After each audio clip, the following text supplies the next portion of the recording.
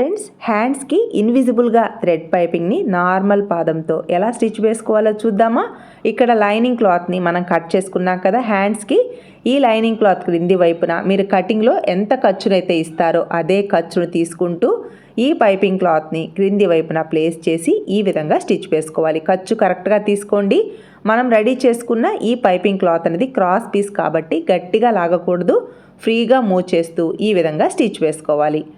ఇలా లైనింగ్ క్లోత్స్కి మనం పైపింగ్ని స్టిచ్ వేసుకున్న తర్వాత next original cloth right side, ఈ లైనింగ్ క్లాత్ రాంగ్ సైడ్ మన వైపుకి వచ్చేలా ప్లేస్ చేసుకోవాలి.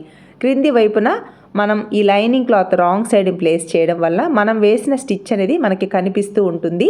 అదే కుట్టు పైన ఇప్పుడు స్టిచ్ వేశారు అంటే మనకి పైపింగ్ అనేది ఇన్విజిబుల్గా నీట్గా రెడీ అవుతుంది.